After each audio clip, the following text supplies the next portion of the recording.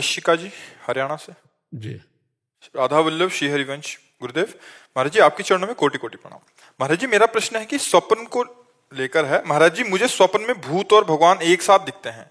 मैं ऐसा कुछ खास हमें ये भूत भावन भगवान, भूत भावन भगवान और आगे शंकर।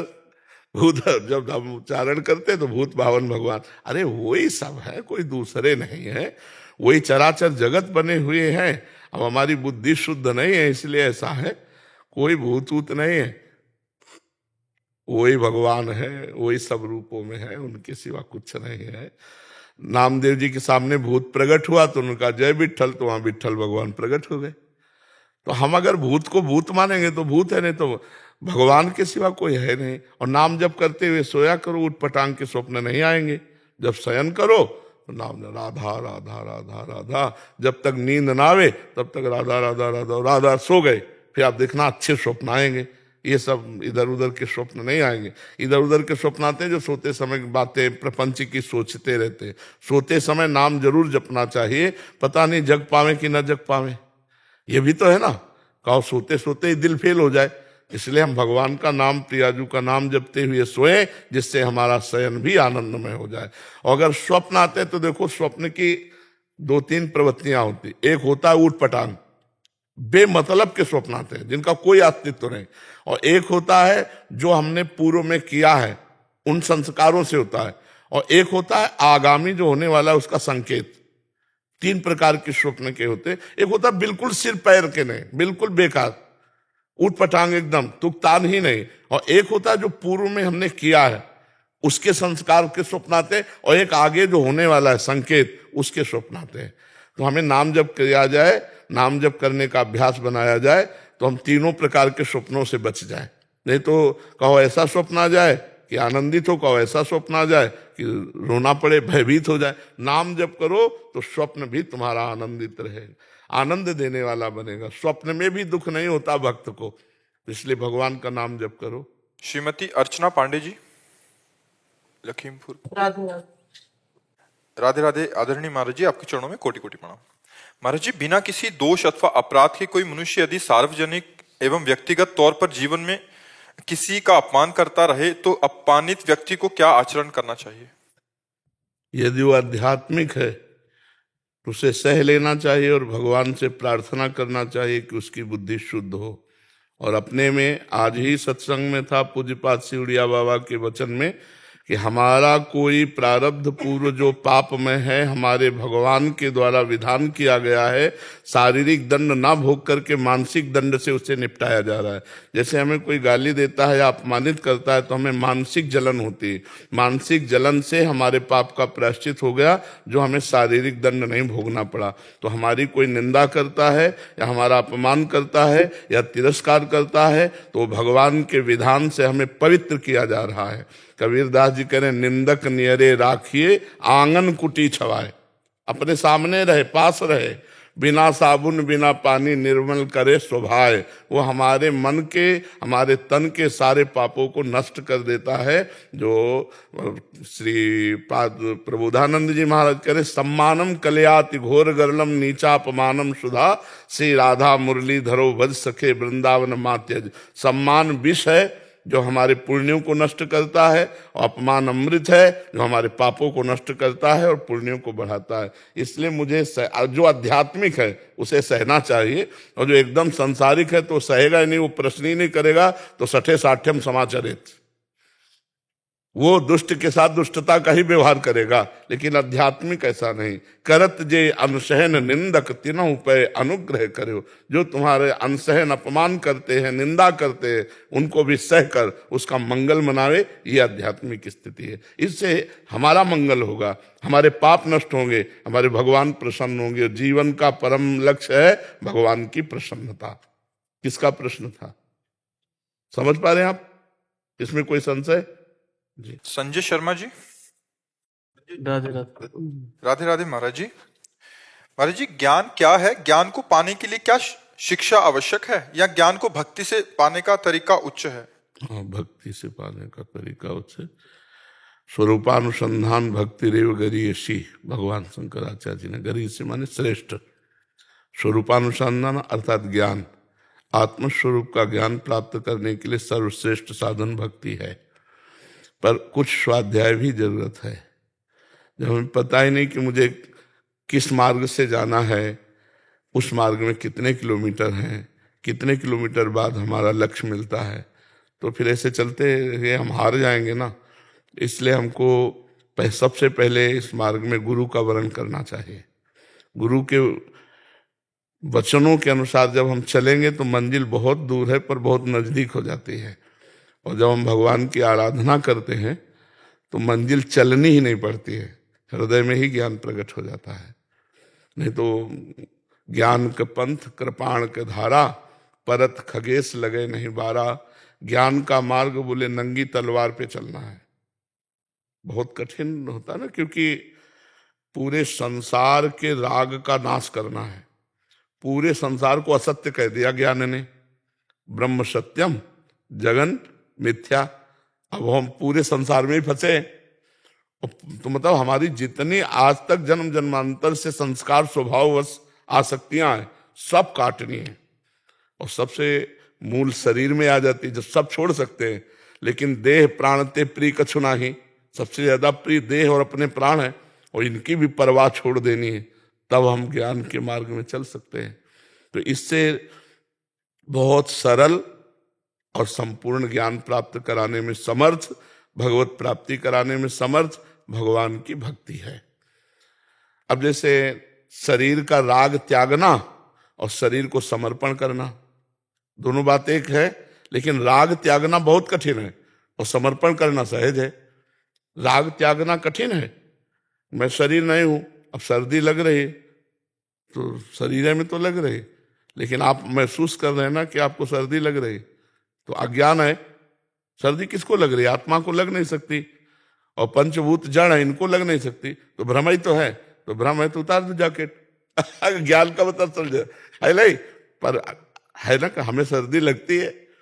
भूख प्यास प्राणों का धर्म है, देखना सुनना इंद्रियों का धर्म है, संकल्प विकल्प मन का धर्म है। आप सबसे अलग हैं, लेकिन आप सबसे अलग नहीं है। आप देख रहे हैं, आप खा रहे हैं, आप सूंघ रहे हैं, आप भोग रहे हैं, क्योंकि आप शरीर भाव में हैं। इसी को अज्ञान कहते हैं। अब इस अज्ञान को त्यागना बड़ा कठिन है नहीं कठिन? अब हम क्या करते हैं, इसको घुमा के त्यागते हैं। बोले भोजन हमें ये पसंद है तो भगवान को भोग लगाओ, अब वो प्रसाद हो गया। अब वो राग नहीं करेगा, अब वो बांधेगा नहीं, नुकसान नहीं करेगा, वो आपका मंगल करेगा। प्रसादे सर्व दुखानाम हानिरस्य उपजाते। परिवार में बंधे तो नाथ सकल संपदा तुम्हारी, मैं सेवक समेत सुतनारी। हे नाथ, पत्नी पुत्र परिवार से मैं आपका दास हूं। बात वही हो रही है, राग का त्याग। लेकिन वो राग का त्याग करना अत्यंत कठिन हो, ये राग का समर्पण, भगवत समर्पण, इससे बहुत जल्दी ज्ञान प्राप्त हो जाता है। पर जब हमारे हृदय में लक्ष्य प्राप्त हो जाए ज्ञान प्राप्ति के लिए, तब ये बात हो सकती है। तो हम सुमिरन परायण हैं। पहली बात तो भक्ति का प्रधान स्वरूप देवर्षि नारद जी ने बताया, तदर्पिता अखिलाचारिता तद स्मरणेन परम व्याकुलते थे। जो सारे आचरण भगवान के लिए करता है, जो भी कर्म व्यापार नौकरी सब भगवत अर्पित करता है, और इतना नाम सुमिरन में प्रियता हो गई कि अगर एक क्षण के लिए भी छूट जाए तो व्याकुल हो जाए। जैसे मछली को पानी से अलग करो तो तड़पने लगती, तद विस्मरणेन परम व्याकुलते थे। तो ये भक्ति फिर शुद्ध ज्ञान प्रकाशित कर देगी। हर समय देखो, जब संसार का चिंतन होता है तो हमारा हृदय मलिन होता है, जब भगवान का चिंतन होता है तो निर्मल होता है। तो हम राधा राधा राधा राधा राधा राधा हर समय जपें तो हमारा हृदय निर्मल, और निर्मल हृदय में ज्ञान प्रकाशित हो जाता है। मलिन हृदय में अज्ञान होता है, निर्मल हृदय में ज्ञान होता है। मलिन हृदय संसार को सत्य मानेगा, और निर्मल हृदय सब में भगवान है ऐसा सत्य मानेगा। अब हमको सरल, सहज और भरोसा, ज्ञान में आप भ्रष्ट हो, कोई बचाने वाला नहीं, और भक्ति में करो सदा तिनके रखवारी, जिम बालक राखे महतारी। भगवान कह रहे ना, मैं उसकी रक्षा करता हूं। योगक्षेमम वाहम्यहम, मैं स्वयं योगक्षेम का। तो सबसे श्रेष्ठ भगवान की भक्ति का जो आचरण है, जो चिंतन है, वो सहज ज्ञान की धारा में पहुंचा देता है। अच्छा, कोई भक्त अज्ञानी होता है क्या? देखो हनुमान जी, ज्ञानी नाम अग्रगण्यम, गरुण महाज्ञानी गुण राशि, विश्वामित्र महामुनि ज्ञानी, सब अपने आप ज्ञान आ जाता है। तो हम नाम जप करें और भक्ति के पवित्र आचरण करें, और जो आचरण वो भगवान को समर्पित कर दें, और पूरा परिवार तन मन धन सब भगवान की शरण में, निश्चित भगवत प्राप्ति, निश्चित ज्ञान हो जाएगा। समझ पा रहे आप जी? राधे राधे महाराज जी। महाराज जी, बच्चों को भगवत मार्ग में किस प्रकार से और आगे लेकर आया जाए? और बहुत से इन्फ्लुएंसर्स हैं जो लेकर आ सकते हैं, जिनका बहुत नाम है, जो भगवत गीता से, रामचरितमानस से, कोई भी देखो, सबसे पहली बात हम आपको प्रार्थना करते हैं कि यदि बच्चों का ब्रह्मचर्य ठीक नहीं रहेगा तो सब उपदेश में पानी फिर जाएगा, किसी काम में उपदेश नहीं आएंगे। अगर उनका चरित्र ठीक नहीं है तो सब व्यर्थ हो जाएगा। इसलिए हमारा सबसे पहला जो कदम होना चाहिए वो बच्चों को चरित्रहीनता से बचाओ। जो आज हमारी समाज में चरित्रहीनता फैलती जा रही है, 12 वर्ष का बच्चा 8 बार हस्तमैथुन करता है। जब हमारे सामने खड़े होकर के बच्चे अपनी हालत बताते हैं ना, तो हृदय कांप जाता है कि किसान आदमी जब गेहूं की फसल गलेथ में होती है, जो किसान होते हैं वो हमारी भाषा समझेंगे, गलेथ का मतलब होता है अन्न की बाली अभी निकली नहीं है, और उस समय काट लिया जाए तो एक दाना नहीं मिलेगा, और थोड़ा समय का इंतजार कर लिया जाए तो 50 मन उसी से गेहूं पैदा होगा। तो ऐसे जब तक 22 वर्ष की अवस्था ना हो जाए तब तक बालक को ब्रह्मचर्य रहना चाहिए। फिर पाणी ग्रहण संस्कार आदि गृहस्थी में तो कोई फर्क नहीं पड़ेगा। आज हमारे बच्चों की स्मृतिहीनता हो रही, आज हमारे बच्चों में व्यसन बढ़ रहा है, आज बच्चों में व्यभिचार बढ़ रहा है। इसको एक हमारे पास आए थे इतधाम में, रामायण कंठस्थ थे, भागवत 18,000 श्लोक कंठस्थ थे, गीता कंठस्थ थी, पर भारी व्यभिचारी बच्चा था। उसने खुद हमें अपनी हालत बताई कि रात रात भर हम मोबाइल से ऐसे देखते हो, ऐसे ऐसे ऐसे आचरण। तब हमें लगा कि गजब है, रामायण कंठस्थ है, गीता कंठस्थ है, बच्चे हैं, कंठस्थ करा दिया गया, लेकिन आचरण। तो हमें लगता है कि अगर बच्चों के माता पिता सहयोग करें, गुरु तो सहयोग करें, टीचर जो स्कूलों में है, माता पिता सहयोग करें और अपने बच्चों के पास मित्रवत बैठे और उनके आचरणों के सुधार की उनको सत्संग सुनाएं, शास्त्र स्वाध्याय कराएं, भगवान से प्रार्थना करें कि हमारे बच्चों के चरित्र अच्छे हों, तो उनको बल मिले।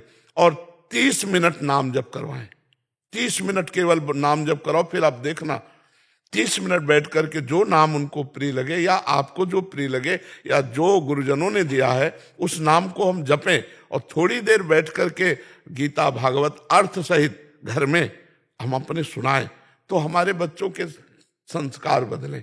इतने बड़े बड़े मोबाइल हैं, स्मार्ट मोबाइल, घर में टीवी है, माता पिता विलासी है, तो बच्चों के संस्कार भ्रष्ट होते चले जा रहे हैं। तो केवल स्कूल से बच्चे नहीं सुधरेंगे, घर में भी सुधार होना चाहिए। अगर पिता शराब पीता है तो बच्चे को कैसे आचरणहीनता से रोक पाएगा?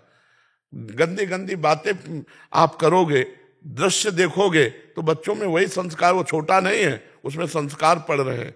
तो माता पिता सुधरे और अपने बच्चों को सुधारने का सहयोग दे, तो हमारी समाज सुधरे बच्चों वाली, नहीं तो बहुत बुरा गिरते चले जा रहे हैं। अभी कोई अवस्था नहीं और बॉयफ्रेंड गर्लफ्रेंड बनाए घूम रहे हैं।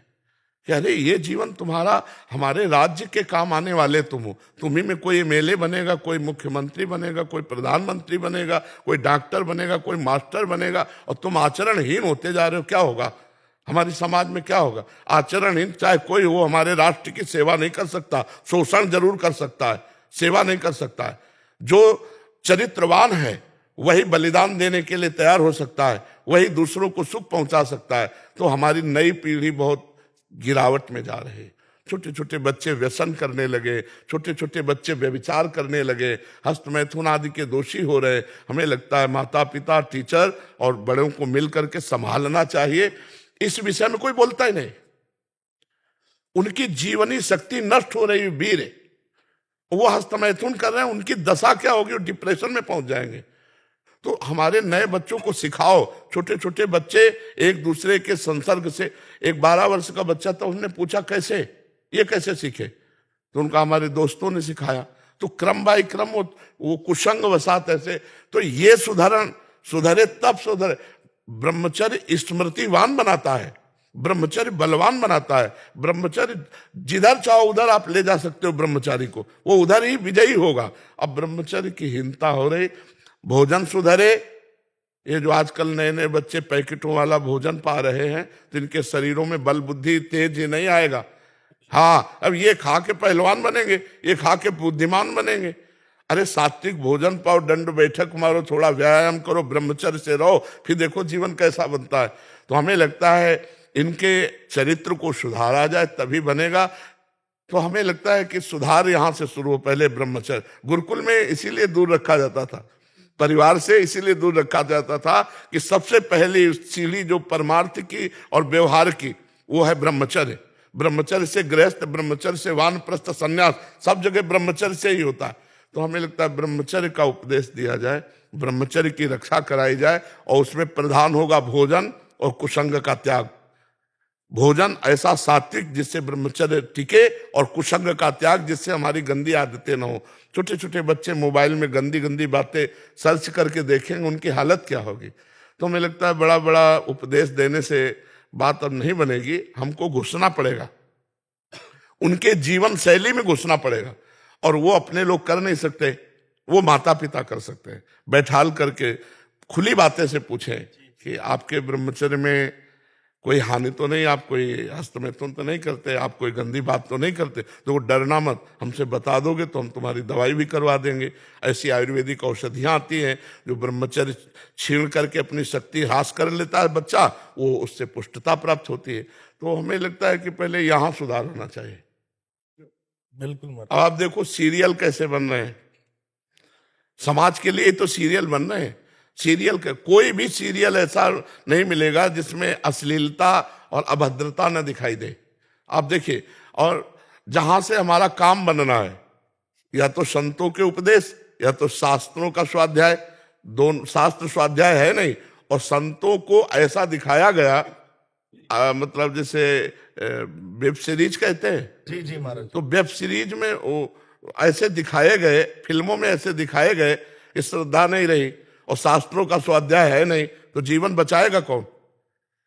दो ही हैं, शास्त्र और शास्त्रों के मर्मज्ञ संत जन, तो वही समाज को सुधारते हैं। और आजकल नए बच्चों को यही सब देखने को मिलता है, गंदी बातें। एक सीरियल में पूरा देख जाओ जो वेब सीरीज है, और उसमें देखो हर वो बात मिलेगी जिससे जीवन चरित्र नष्ट हो, ना कि चरित्र बने। पहले के फिल्में भी बनाई जाती थी जिनमें आदर्श उपस्थित किया जाता था, आचरण, पवित्रता, पहनावा ओढ़ावा सही, और आज देख लो सब अपवित्रता। तो अब नए नए बच्चे जब ये देखेंगे तो उनके मन में यही करने की भावना आएगी। अगर हम शास्त्र और भगवान के प्रेमी महात्माओं का संग नहीं करेंगे तो इन सब से हमारी आचरण वृत्ति बिगड़ेगी, बनेगी नहीं। अच्छा, संतों पर श्रद्धा होना बड़ा कठिन होता है। आज भगवान की बड़ी कृपा है, जो कुछ संतों पर श्रद्धा करके आए लोग आते हैं, बैठते हैं, सुनते हैं। नहीं तो एक अभी पीछे ही समय ऐसा आ गया था कि ऐसा लगा था कि चौपट हो गया सब। एक ऐसा मतलब झोंका आया था कि लगा कि संत का मतलब दिमाग में बैठ गया सबके कि फ्रॉड, ये गिरा, ये गिरा, जैसे विकेट पे विकेट न गिरे, ऐसे बड़े बड़े। जब तो भगवान की कृपा हुई तो फिर श्रद्धा सी जागृत हुई है। तो संत वचन और शास्त्र वचन ये दो ही उठा सकते हैं, अन्यथा उठाने की सामर्थ्य नहीं है। चाहे जिस समाज को लेकर देख लो, अगर कोई उत्सव होता है, पार्टी होती है, तो मदिरा उसमें होगी, उसमें अश्लीलता होगी। अब बच्चा उस पार्टी में जाएगा तो क्या सीख के आएगा? वही अश्लीलता देख रहा है, वही संस्कार बन रहे हैं। तो हमें लगता है भगवान कृपा करें और सत्संग सुनाया जाए, नाम जप करवाया जाए, और उनको बैठ करके ब्रह्मचर्य आदि साधन बताए जाए, तो ये आगे आधुनिक पढ़ाई में भी उन्नतिवान होंगे और आध्यात्मिक पढ़ाई में भी ये उन्नतिवान होंगे। जी हाँ, क्योंकि जी कल मेरे साथ ऐसा हुआ कि कल राधा बाबा कुएं से मैं जल ले रहा था, गीता वाटिका, बरसाने तो राधा बाग, राधा बाग से जल ले रहा था कुएं से बाबा। तो जल लिया घर के लिए और लेके उसके नीचे जो सीढ़ी है उस पे मैंने बैठ के वहीं जल पी लिया। तो एक बाबा वहां बैठे हुए थे, वो बहुत निषेध, हाँ निषेध है। अच्छा, मैंने उनको बोला कि निषेध इसलिए कि वो श्री जी का कुआं है और वहां से श्री जी के लिए जाता है, इसलिए निषेध है। पहली गलती तो वहां आदेश लेना चाहिए, दूसरी बात कुआं के ऊपर नहीं, राधा बाग के बाहर पीना चाहिए। वो श्री जी का निज बाग है, उसमें कोई व्यवहारिकता नहीं होनी चाहिए। तो उस डांट को कृपा मानो, दोष दृष्टि मत करना, ठीक है ना। सबका सार है अंदर का चिंतन करना। हमारा मौन तभी सार्थक जब निरंतर भजन करें। हमारा त्याग तभी सार्थक है जब भगवान प्यारे लगने लगे। भगवान के लिए सब कुछ छोड़ा। संसार में यश, कीर्ति और प्रतिष्ठा, ये तो सब आखिरी मेड़ है जिसमें गिर जाता है साधु, आखिरी मेड़ में गिर जाता है। अब मान लो जैसे कोई तप कर रहे हैं और उसका बहुत लोग जानकारी हो रही है, बहुत लोग आ रहे हैं, भेंट चढ़ा रहे हैं और बड़ी संस्था चल रही है उस तप के प्रभाव से, तो उतना ही है, भगवान नहीं मिलेंगे। पहले भगवान से मिलो, समाज से नहीं। फिर समाज तो कोई हानि नहीं, और पहले ही समाज तो फिर भगवान नहीं। पहले भगवान, पहले भगवत साक्षात्कार करो, एकांत रहकर, कोई जाने ना। महाराज जी साधकों के लिए, जैसे हम सब साधकों के लिए, तो फिर तो उचित मौन महाराज जी ज्यादा अच्छा है, उचित पाना ज्यादा अच्छा है, उचित वस्त्र ज्यादा उचित है। हाँ, भगवान नाम जैसे राधा राधा बोला तो करोड़ों मौन से बढ़कर है।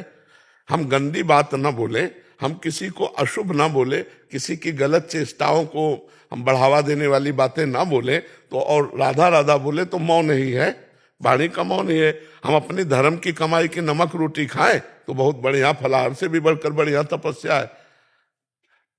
बहुत कम पैसे में जो जीवन चले और तपस्या करे तो वो तपस्या अग्रसर हो जाती है, और बहुत मतलब बाहरी इसमें फिर गड़बड़ हो जाता है। तपस्या करनी चाहिए पर गुप्त करनी चाहिए, कोई जाने ना, जब तक हमें भगवत साक्षात्कार न हो जाए। अलग अलग निष्ठाएं हैं पर भजन प्रदान रखना चाहिए। सब साधन कर यह फल सुंदर, प्रभु पद पंकज प्रीति निरंतर। भगवान के चरणों का निरंतर चिंतन हो, प्रेम हो, यही सब साधनों का फल है। अक्षत जिंदल जी नोएडा से। राधा वल्लभ श्री हरिवंश महाराज जी आपके चरणों में कोटि कोटि प्रणाम। गुरुदेव आपका जीवन और साधना हम सभी के लिए एक प्रेरणा है। गुरुदेव आपने काशी में शिव जी की उपासना से प्रारंभ कर वृंदावन में श्री राधा वल्लभ श्री हरिवंश से राधा नाम का अद्भुत प्रकाश पूरे भारतवर्ष में फैलाया है। ये न केवल आपकी गहरी भक्ति बल्कि राधा रानी की असीम कृपा का प्रमाण भी है। आपका ये भक्ति भाव और प्रवचन हम जैसे लोगों के लिए ये बताता है कि भक्ति मार्ग में कोई सीमा नहीं होती, ये अनंत और व्यापक है। मेरा प्रश्न ये है कि जब आप श्री राधा रानी की पूजा प्रारंभ कर रहे थे तब क्या शिव जी और राधा जी दोनों की पूजा करते थे? क्या उस दौरान किसी आंतरिक संघर्ष का अनुभव हुआ या आपकी भक्ति सहज रूप से? आंतरिक संघर्ष का अनुभव हुआ पर पूजा नहीं करते थे। आंतरिक संघर्ष का अनुभव हुआ कि जहां हम एकाग्र होते तो पहले देवाधिदेव महादेव, क्योंकि पूर्वाभ्यास होता ना, ये कोई खिलवाड़ थोड़ी, कोई असत अभ्यास थोड़ी था, सत अभ्यास था। तो फिर उसको भगवान शिव से ही प्रार्थना की कि आपने ही भेजा है, आप ही इस मार्ग में लगाए हैं, तो आप कृपा करके जिस मार्ग में लगाया उसे पुष्टता प्रदान कीजिए। फिर वो धीरे धीरे धीरे धीरे, लेकिन समय लगा, मतलब वर्षों लगा। ऐसा नहीं लगा कि आज श्री जी के जुड़े हो एकदम। पूजा नहीं की पर आंतरिक मानसिक पूजा, मानसिक अभिषेक, मानसिक चिंतन जो हमारा होता था उस पे बहुत समय लगा बदलने में, बहुत समय लगा। और उन्हीं की कृपा से हुआ, नहीं तो असंभव था। ब्रह्म ज्ञान के मार्ग में चलने वाला अहम ग्रह उपासक दासोहम की पद्धति में आना बहुत कठिन होता है। ये भगवान की, गुरुदेव की, शिव जी की असीम कृपा से ही हुआ है। हमारी सामर्थ्य इसमें नहीं थी, क्योंकि हमारा कोई परिचय ही नहीं था इधर का, वही परिचय था। तो जा पर कृपा न करें पुरारी, सो न पाओ मुनि भगति हमारी। औरो एक गुप्त मत सबई कहों कर जोरी, शंकर भजन बिना नर भगति न पावे मोर। तो भगवान शिव की ही कृपा से प्राप्त हुआ, और वही कृपा करके इसमें दृढ़ रति दिए। हमारी सामर्थ्य नहीं थी, उन्हीं की कृपा से सब हुआ है। पर संघर्ष तो चला, पूजा नहीं की। जिस दिन से उन्होंने हमको श्री जी के चरणों में अर्पित किया उस दिन से अर्घदान प्रगट में नहीं किया, मानसिक जो चलता रहा उस पर संघर्ष चलता रहा और फिर कुछ दिन बाद ठीक हो गया। समझ पा रहे आप? पर श्रद्धा और विश्वास और भावना बराबर की है। आज भी ऐसा नहीं कि इतना भी कम हो भगवान शिव के प्रति। इतना भी जितना श्री जी के प्रति है उतने शिव जी के प्रति है, इतना भी अंतर नहीं। क्योंकि सही आपको तो बताए, शिव जी ही श्री जी है। आप देवी भागवत में प्रमाण देख लीजिए, भगवान शंकर ही जो गौरांग गंगाधर हैं वही गौरी प्रिया जो हैं, और जो भगवती उमा हैं वही कृष्ण रूप में है। हम एक बार ऐसे चर्चा की थी तो एक संत आए थे, तो फिर प्रमाण लेके नहीं आए थे। जी पहले बैच में वो चर्चा की आपने, हाँ, अगले ही 5 मिनट बाद प्रमाण लेकर के आपने जो कहा था वो 4-5 श्लोक में देवी भागवत के, तो उस समय हमने वो तो नहीं प्रमाण करके बोला था, हमने तो अपने भाव में बोला था कि हमारे गंगाधर कर्पूर गौरम करुणावतारम वही गौरी किशोरी के रूप में विराजमान है। तब जाकर चित्त की पूर्ण एकाग्रता ऐसे हुई। ये संघर्ष तो होता ही है, क्योंकि सच्चिंतन होता है, उसको बदलने में बहुत समय लगता है। मर्जी यद्यपि आपको तो अनुभव होते ही रहते होंगे, मर्जी अभी याद आती है पूर्व की, जैसे घाटों जैसे की? अब विश्वनाथ जी का प्रसाद आया, या ओंकारेश्वर का आया, महाकालेश्वर का आया, परल्यम वैद्यनाथ जी का आते ही रहते। जब वो आएगा तब फिर एकदम मतलब हृदय शिथिल हो जाता है कि आपकी अपार कृपा, अपार कृपा बस। मर्जी कभी आप कहते हैं मैया पप्पा की तरह, मतलब हाँ, उस मतलब समय बचपन अब ऐसे नहीं, स्वाभाविक नहीं आएगा। कोई आ गया काशी से ऐसे प्रसाद लेके बिल्वपत्र ले, फिर एकदम वो पुराना, जैसे ना पुराना अभ्यास, तो वो एकदम जागृत हो जाएगा, मन शिथिल हो जाएगा भगवान शंकर के प्रतिभाव में। डॉक्टर पीयूष शर्मा जी बरेली से। राधे राधे महाराज जी।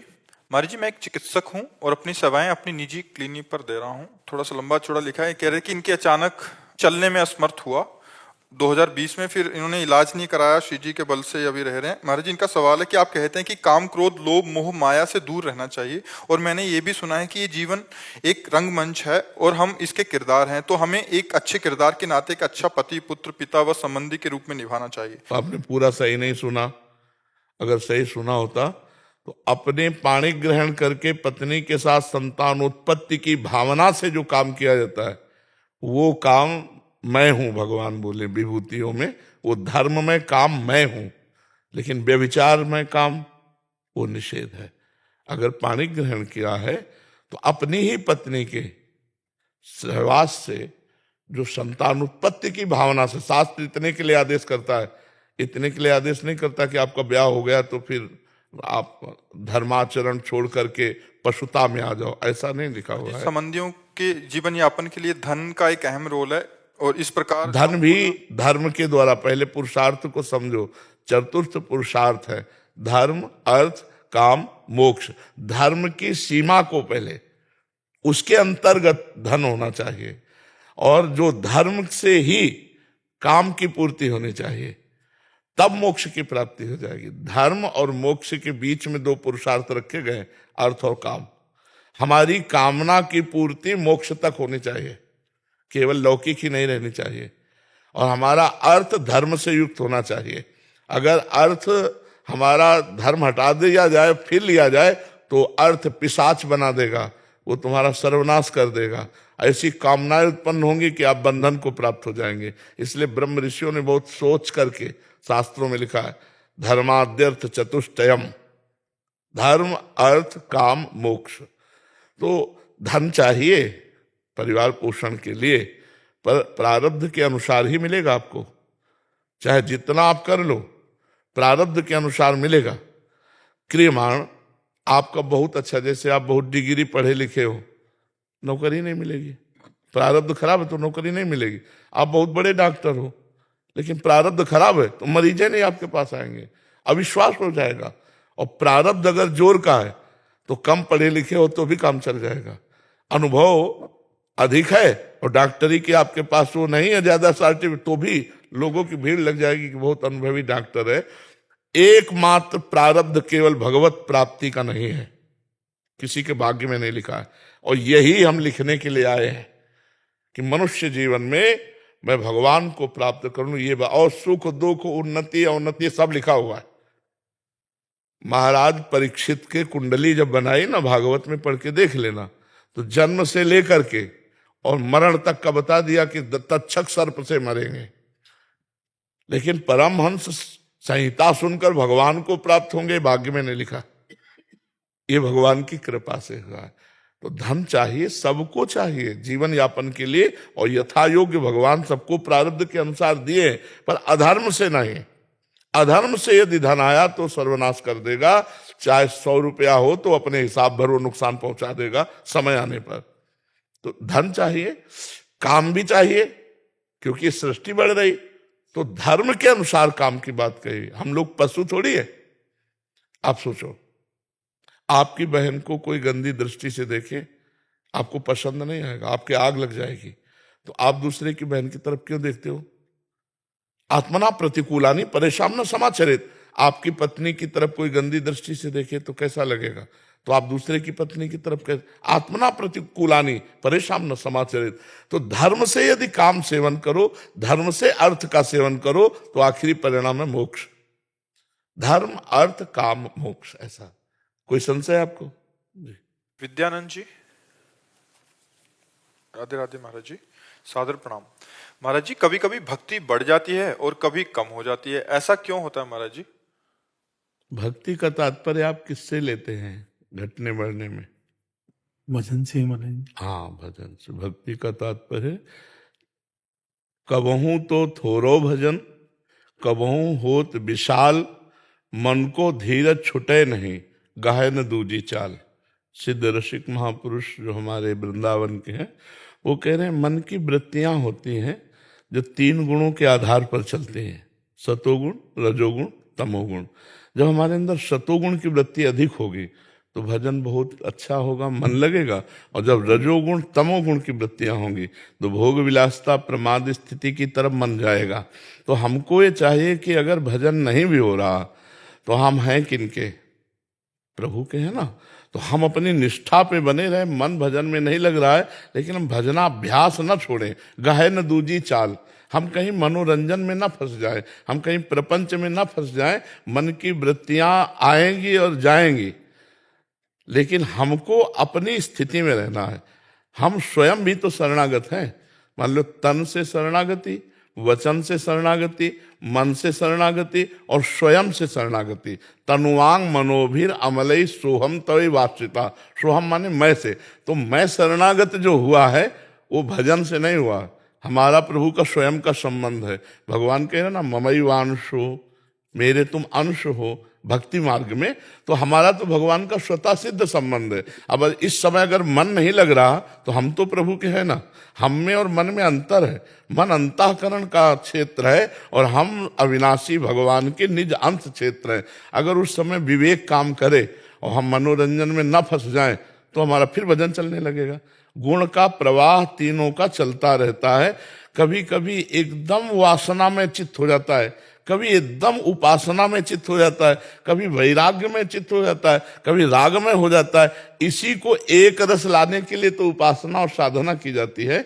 तो हम दूसरी चाल ना गहलें, बस इतना हमें ध्यान रखना है। दूसरी चाल भगवत प्रतिकूल कोई हम कार्य न कर ले। प्रतिकूल से विसर्जनम, श्री कृष्ण अनुकूल लेने। अपने आराध्य देव इष्ट देव की आज्ञा के अनुसार ही हमारा चरित्र रहे।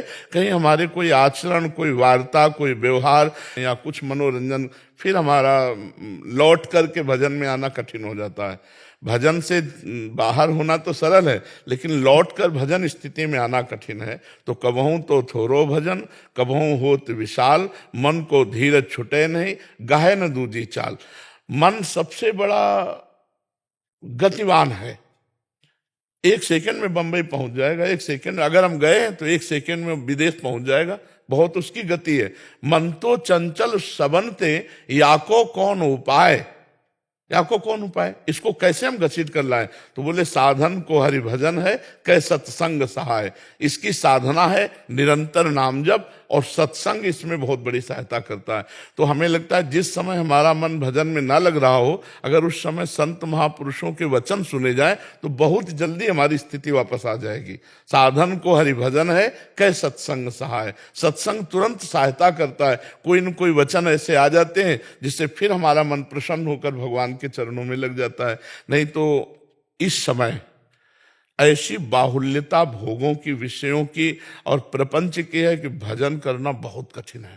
देखो अपने लोग साधु महात्मा हैं, भगवत मार्ग के पथिक हैं, संसारी पुरुष थोड़ी जानते हैं अपने लोगों को कि जो हमें अनुकूलता भजन की चाहिए वो तो गई। मोबाइल है इतना बड़ा, अब इतना बड़ा मोबाइल है, वो अनुकूलता है भजन की। सोचो आप, थोड़ी थोड़ी देर में कुन्न कुन्न करता रहता हो, ना कोई करे तो कंपनी करती रहती है। कंपनी है इधर उधर के, किसका आया? अब हम अंतर्मुख कब हो? सर्वात्मना न विसृजेत बहिरेंद्रियाणि, अपनी इंद्रियों को बहिर्मुख नहीं करना। अध्यात्म स्थिति में अध्यात्म नित्या विनिवृत्त कामा। अब वो बार बार नंबर आ रहे हैं, बार बार। अच्छा, भरोसा भगवान का लेकर के चला जाता है भक्ति में, और भरोसा नंबरों का हो जाता है। इसलिए कह रहे हैं इस समय भजन करना बहुत कठिन है। तो ये मोबाइल जो है बहुत सहयोगी भी है। जड़ चेतन गुण दोष में विश्व कीन करतार, संत हंस गुण गाहे पे परिहरि वारी विकार। अगर हम मोबाइल के विकारों का त्याग करके गुणों को स्वीकार करें, केवल सत्संग भगवद वार्ता आदि सुनने का प्रयोग करें, अन्यथा जो अत्यंत आवश्यक हो तो नहीं तो स्विच ऑफ करके रखें। नहीं, मोबाइल बहुत बड़ा यंत्र माया ने फेंक दिया जो भजन के लिए बहुत नाशकारक है। एक मछली की क्रीड़ा सौभरी जी ने देखी तो 50 ब्याह किए मानधाता की पुत्रियों से, और तुम मोबाइल में गंदी बातें देखोगे, तुम साधना कर पाओगे? एक विचार करो, एक वैश्या के साथ गलत आचरण करते हुए अजामिल ने देखा, पूरा जीवन भ्रष्ट हो गया, और तुम रात में एकांत में होकर के मोबाइल से गंदे विषय देखो, चाहे गृहस्थ हो चाहे कोई भी हो, तो आपकी बुद्धि भ्रष्ट नहीं हो जाएगी? क्योंकि चित्त वृत्ति का अपहरण करने वाला बहुत बड़ा ये षड्यंत्र रच दिया माया ने। पहले ठाकुर जी की छवि यहाँ साधक या गुरु जी की छवि, अब वो स्मार्ट मोबाइल। बहुत बच के रहना है, बहुत बच के रहना है। तो इसीलिए हमको गाहे न दूजी चाल, दूसरा रास्ता हम ना अपनाए मनोरंजन का। अगर भजन में मन न लगे तो सो जाओ जाके, घंटा 2 घंटा में फिर बत्ती आ जाएगी, फिर भजन में मन लग जाए। लेकिन कोई गलत आचरण, कोई प्रपंच, वो हमारी बुद्धि को खराब कर देगा। जी गौरव शर्मा जी, यमुनानगर, हरियाणा। राधे राधे महाराज जी। महाराज जी, आपके सत्संग में काफी बार मुझे ज्ञात हुआ कि ज्ञान मार्ग के महापुरुष अंत में भक्ति मार्ग में बहुत से प्रवेश करते हैं, जैसे प्रकाशानंद जी महाराज, राधा बाबा जी। क्या भगवान शिव अपने भक्तों को ज्ञान मार्ग से भगवत प्राप्ति नहीं देते? जब शिव जी बहुत प्रसन्न होते हैं, जैसे हमको गुलाब जामुन पसंद है, तो जब हम भोजन की बात करेंगे हम आपको पहले गुलाब जामुन देंगे क्योंकि हमें पसंद है। तो भगवान शिव को प्रेम लक्षणा भक्ति पसंद है श्री हरि की, तो जिस पर वो प्रसन्न होते तो हरि की प्रेम लक्षणा भक्ति दे देते हैं। वो उनको देते हैं जो शिव जी से कुछ नहीं मांगते, केवल ऐसे किए कि मैं आपका हूं, और अगर मांग ले मोक्ष तो मोक्ष दे देते हैं। लेकिन जिन्होंने मांगा ही नहीं, केवल ये कहा मैं आपकी शरण में हूं, जैसे नरसिंह मेहता जी भगवान शिव की शरण में सीधे रास में भेज दिया। जैसे प्रेमानंद भगवान शिव की शरण में हुए अनन्यता से, तो रास विलास भूमि वृंदावन में प्रिया प्रीतम के पास भेज दिया। राधा बाबा राधा राधा राधा रे, तो ये औढ़र दानी है भगवान शिव। देखो उनके मस्तक पर जो गंगा जी विराजमान है वो हमारे भगवान श्री कृष्ण का चरण धोवन है। गांगम वारी मनोहारी मुरारी चरणच्युतम त्रिपुरारी शिरश्चारी पापापहारी पुनातुमाम। तो भगवान वैष्णवाचार्य हैं शंकर जी, तो जिनके चरणोदक को अपने मस्तक पर धारण किया, उन भगवान की प्रेम लक्षणा भक्ति अपने दासों को दे देते हैं। जाओ प्रेम में डूबो मेरे श्री हरि के, और जिसने मोक्ष मांगा तो मोक्ष देते हैं। पूरी काशी नगरी को थोड़ी भेजते हैं वृंदावन, है नहीं? काशी नगरी वालों को तो आप मच्छर तक को मोक्ष प्रदान कर देते हैं। भगवान शिव पर्सनल पार्सल भेजते हैं, जो भगवान शिव के अनन्य है तो जाओ हरि की भक्ति करो। उन्हीं के बिल्कुल कट्टर अनन्य शिव के थे, कट्टर अनन्य, बिल्कुल मतलब मिलावट नहीं, केवल शिव। तो भेज दिया, इधर भेज दिया। उन्हीं की कृपा से होता है। महाराज जी, बहुत से शिव कट्टर अभी भी संन्यास मार्ग के पथिक हैं जो उनको शिवोहम या उसी अगर उन्होंने मोक्ष चाहा है तो फिर नहीं भेजे, क्योंकि उन्होंने चाहा है ना, हमने कुछ चाहे नहीं। हम आप कहें जहां चाहो, चाहे जैसे चाहो, जहां चाहो, जो ही प्यारो करे सोई मोहि भावे। मुझे आपसे कुछ नहीं चाहिए, मैं आपका हूं, तो भेज दिए। अगर हम चाह रहे कि हम केवल आपको ही चाहेंगे और आजीवन आपको ही चाहेंगे और अपना मोक्ष, तो फिर वो नहीं करें। अब हम बैठे हैं शिव ध्यान में, अब एक आके पास में कह रहे चलो चलो वहां रास हो रही, तुम कहा नहीं नहीं चलो, तो वही प्रेरणा करें कि चले जाओ संत रूप में, मैं ही तो कह रहा हूं। वही संत तुलसी घाट में पीपल के नीचे बैठे हैं ध्यानस्थ, और आ रहा काशी में, और आ रहा कैसा होगा वृंदावन। अब ये कौन प्रेरित कर रहा है, कौन भेज रहा है? वही भेज रहे हैं, हमने तो कहीं सोचा नहीं था। तो ये सब खेल उन्हीं का है। हाँ, जा पर कृपा न करहि पुरारी, सो न पाओ मुनि भगति हमारी।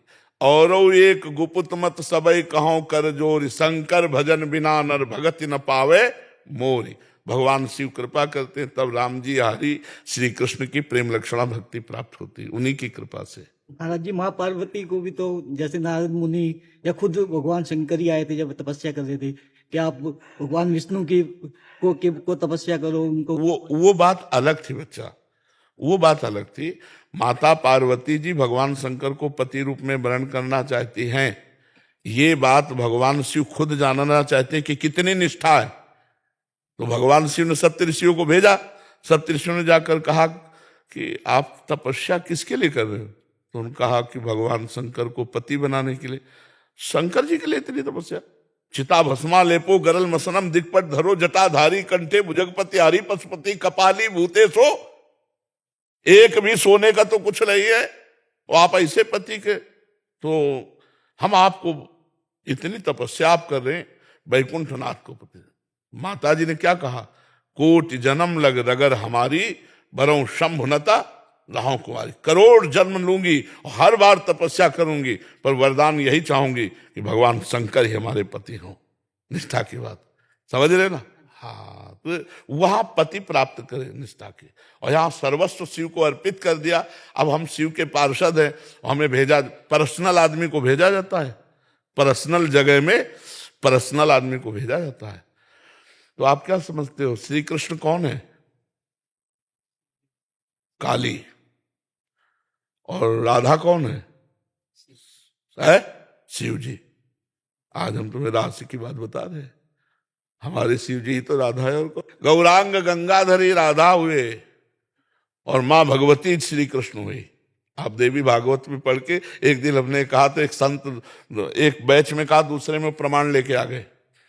उन्होंने कहा ये देखो देवी भागवत में लिखा है, और पूरा कागज में लिखा हुआ कि भगवती अम्बा भद्रकाली जो है कृष्ण रूप में, और भगवान शिव राधा रूप में, दूसरा कोई। तो हम अनन्य हैं, हम कोई अनन्य थोड़ी अलग है दृष्टि में। जब अच्छा इतना ऐसे हाथ धर लें, दूर से देखो क्या नजर आएगा? शिव पार्षद नजर आएंगे कि राधा पार्षद नजर आएंगे?